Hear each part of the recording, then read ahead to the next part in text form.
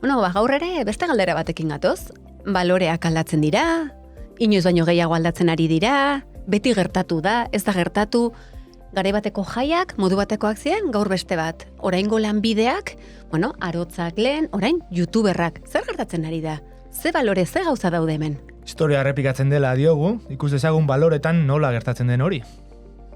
Badakizue, orain bagoaz, goazen ikustera, baloreak. Aurrera. Nerabeen garrasia, osasun mentala zaintzeko podcasta. Maitane Ormazabal eta Telmo Lazkano.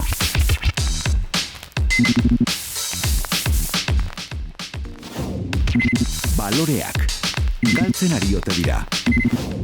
Ongi etorri Nerabeen garrasira, eta gaur gaia kokatzen hasteko, Maitane, zer dira baloreak?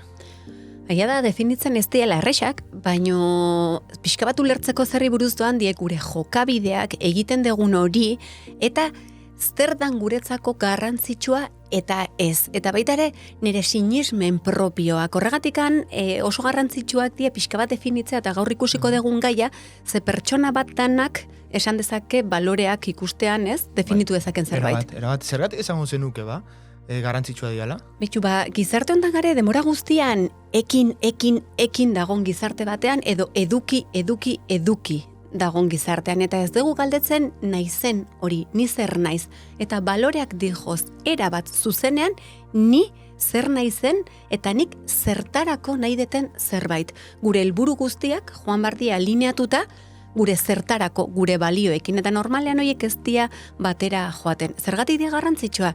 Gure burua definitzeko asko laguntzen digutelako, gure pertsonalitate eta gure identitatea ezagutzeko, baita ere erabakiak hartzeko.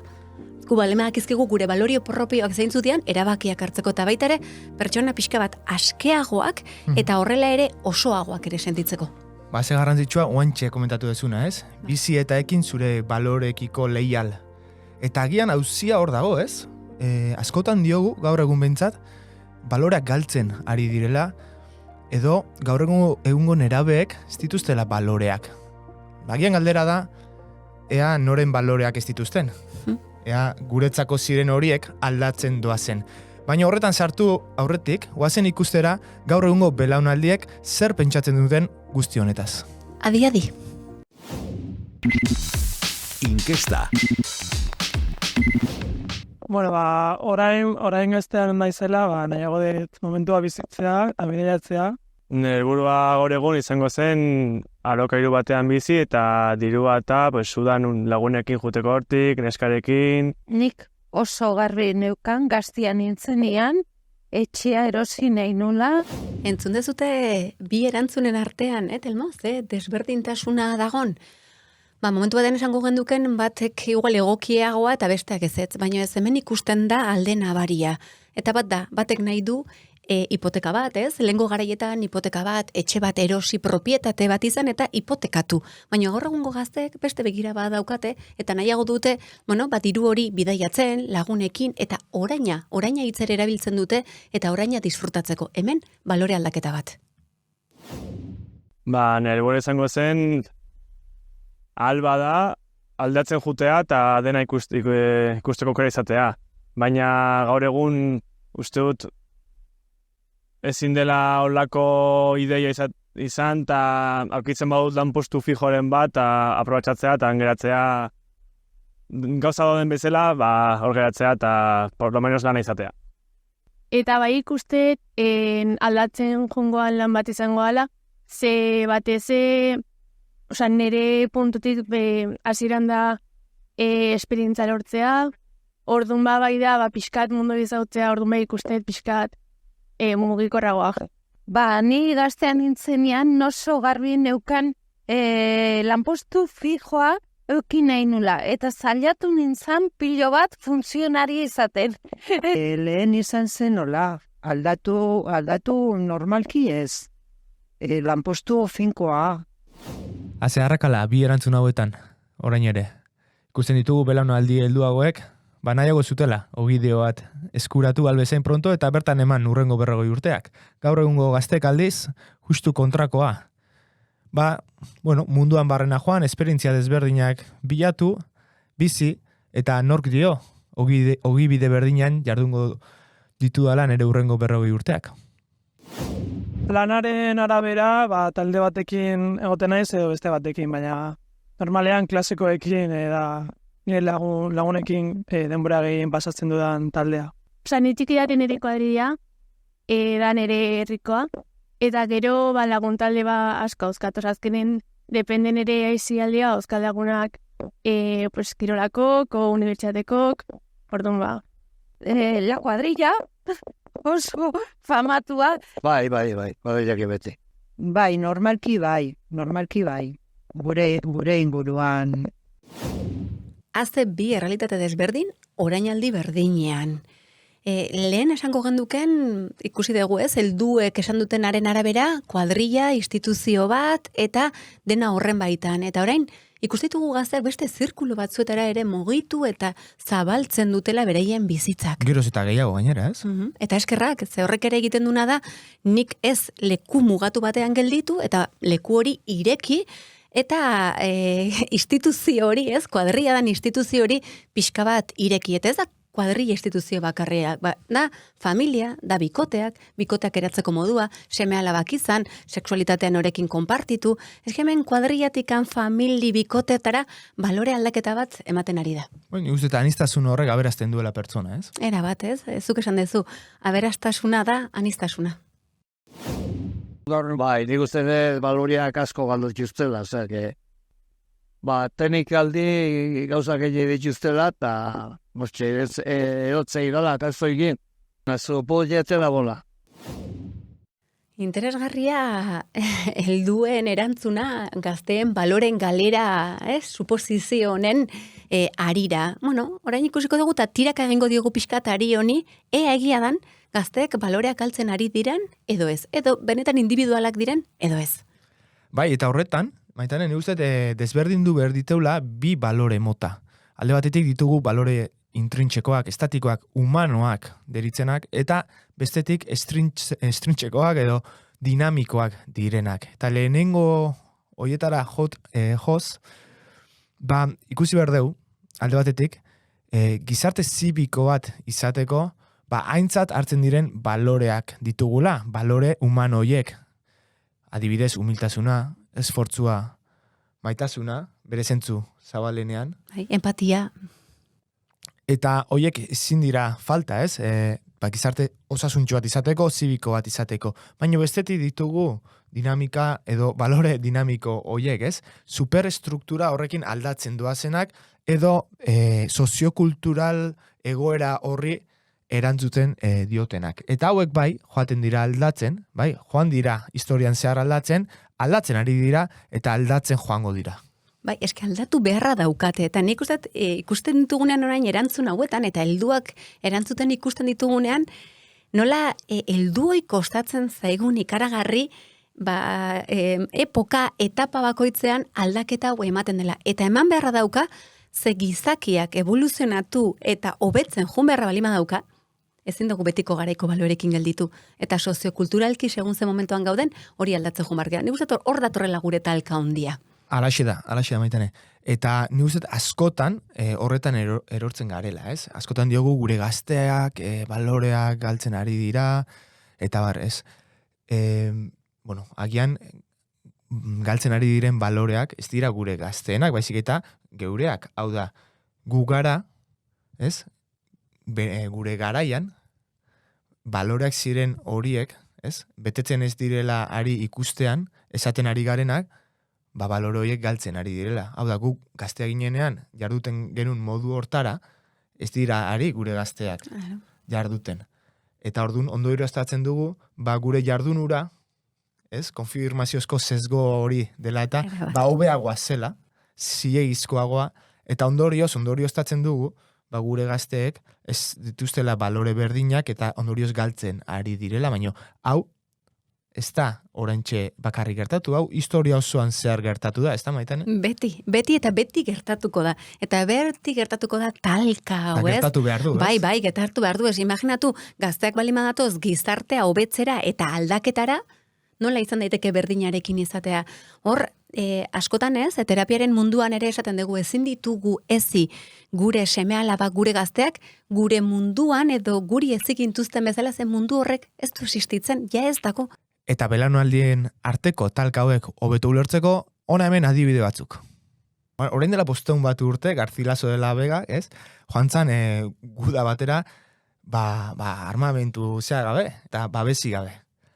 Eta goraipatua izan zan erabat, bera ausardiaren gatik, ez? Orain, joan zaitez motorrean, Bueno, kasku gabe, eta izundua izango zara, ez? 10 puntu gutxi gotelmo. Ausarkeriagatik. Bai. Beraz, baloreak transbaloratu egiten dira, Nietzschek esaten zuen hori argi eta garbi. Garaiaren garaiko baloreak ditugu, neurri handi baten dinamiko hoiek, eta transbaloratu behar dira, ez? Bestela hor arazo bat dugu. Eta gaur egun dugun talka hau, ez da ezer berria. Historia errepikatzen da, eta Carmen Iglesias historiaren arabera, orain dela 3500 urteko itita tabla baten, dauneko, ja zizian kexaka, belaunaldi zaharragoak honi buruz. Esanaz, baloreak galtzen ari zirela nolabait. Bai, ez da ezer berria eta errepikatzen dan zerbait. Eta, bueno, hau entzuten nahi dien heldu askok, seguraski askotan zenbatetan harrapatu gehan, esaten, nik inoiz ez eta hau esango nire amak esaten zuen bezala. Heldu bihurtzen zea, eta berdin esaten dezu eta errepikatzen dezu. Hauxe da, ez, konturatu bargea gizarte desberdinan gaudela, eta beste gakotxo bat ere ulertzeko zergatik baloren talka hau, lehen generazioak beraien artean etzegonen besteko tarterik adinean. Esango genduken gurasoak askoz ere gazteagoak ginen, ordun generazio eta mundua gertuago zeunden. Baina orain zer gertatzen ari da? Ez da ondo edo gezki, baina gertatzen ari dan zerbait da. Gurasoak geroz eta beranduago egiten ari garela. Ordun ez da berdina, 20 urterekin ama edo aita izatea, edo 40ekin. Aurkituko dezun bi munduak aurrarekiko edo gaztarekiko oso desberdina izango da. Ordun, hemen desberdintasun hau luzatu egin da gaur egun. Bai, eta hortik ulertu daiteke, ez, kezka guzti hori, bai. Eta nolabait nik uste azeleratu egin dela guzti hau, ze ondo diozun bezala, gaur egun belaunaldien arteko aldea, geroz eta handiagoa da, bai, eta horrek, noski, soziokulturalki ditugun iritziak, aurre iritziak, eta bestelako edukiak, baloreak, ez, desberdinak izatera bideratzen du, baina bestetik, egia da baita eta hemen kontu handiarekin ibili behar deu, ze balio intrintxeko humano hoien nolabaiteko desbirtuazio bat ere nabaria da. Eta zergatik ari da gertatzen orain.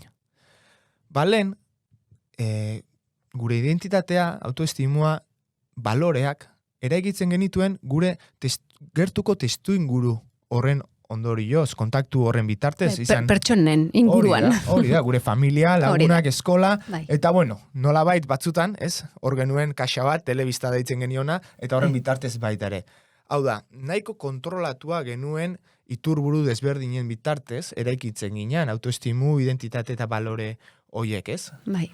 Eta hor eman da aldaketa handi bat, ez bakarra. Zer da? Orain dugula beste iturburu bat, askatasun ikaragarri bat eskintzen duena, eta harin ez hitz egiten, gure sakelakoaz. Hau da, smartphonea eta bertan ditugun plataforma desberdinak. Eta honek, ari du izaten, izugarrizko eragina gure gizartean eta norbanako bakoitzean, ez? Bai, zehor, sare sozial guzti horietan, plataforma horietan, gaur egungo esan ditugun balore intrinseko ez, barnekoak dienak edo gizatasun hori ematen digutenak, galtzen ari dira.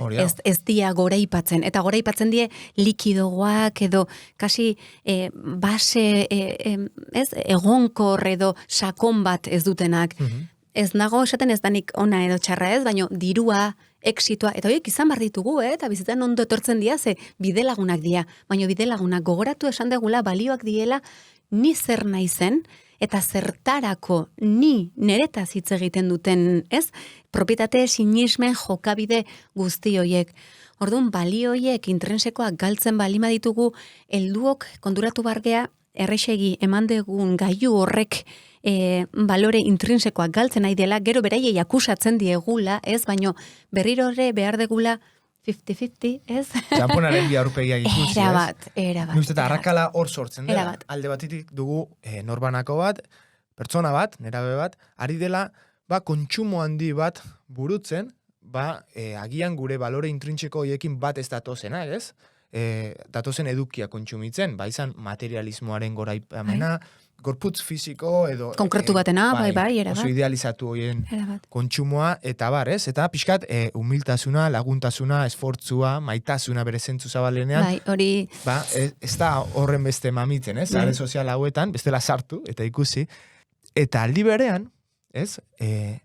Balore intrintxeko guzti horiek, humano guzti horiek, erakutsi behar duen pertsona, geroz eta urrunago sentitzen du norbanako nerabe horrek, hau da bere gurasoak, ez?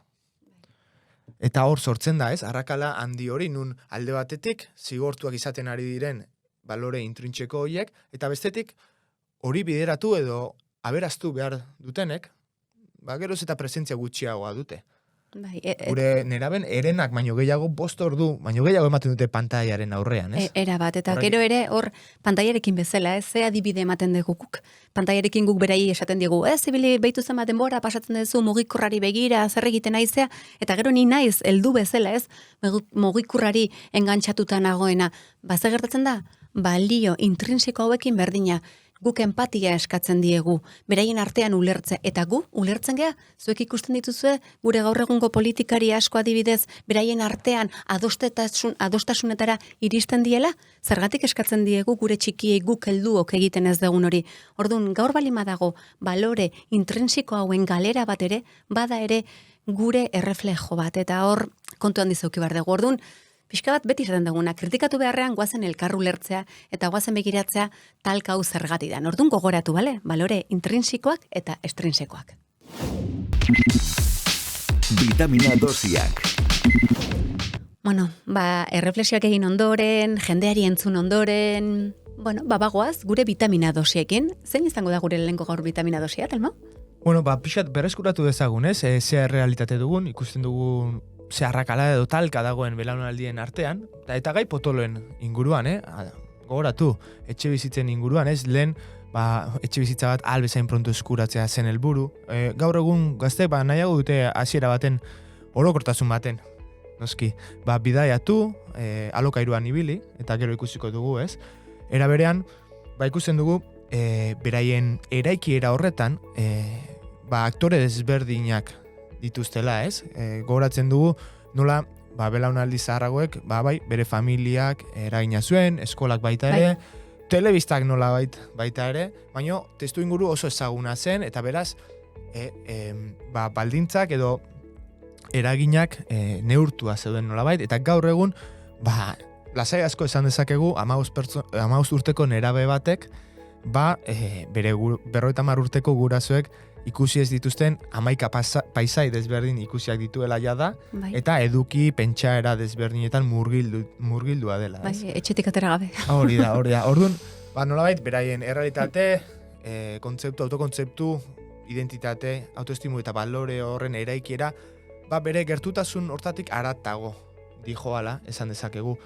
Ez dena gertatu aurreko belaunaldi horietan, eta hor nolabait talka hori areagotzen da, ez? Eta hori ikusi dezakegu baita ere lanaren balioan, ez, baita, ne? Begira, lanarena netzako oso garrantzitsua da, hemen aldaketa handi bat ematen ari da, eta zuek pixka bat ikusteko esku hau balitzez, enbor bat eta hau zuaitzaren adarrak, guk orain arte gure bizitzan hemen erdian lana jarri dugu, lana. Eta gero ja egon zitezkeen familia, ozioa, kirola, lagunak, eta gaur egun aldaketa hau, ez? Telmozuk esan dezun aldaketa eta paradigma aldaketa bat ematen ari da, eta hemen erdian jarri barra daukaguna da osasun mentala, emozionala, soziala, eta ebaita ere, fisikoa ere esango gekunduke baino guztia, osasun integrala. Eta gero ja lana, lagunak, bakoitzak ja nahi ditun baloreak jarriko ditu. Eta horren gara, hau aldaketa handia da, eta horrek zer egin du, paradigma aldaketa honetan, beraiek talka ikaragarria sentitzen ari dira barruan, ze ez diegu ulertzen, orain beraiek hemen erdian lana eta guk lehen jartzen genitugun balore horiek ez jartzea.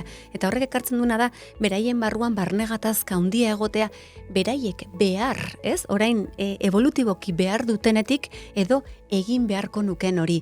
Zenbat aliten entzuten dugu, zer egingo dut, behar deten hau edo deberia guzti horiek ez, edo egin beharko nuken guzti hori.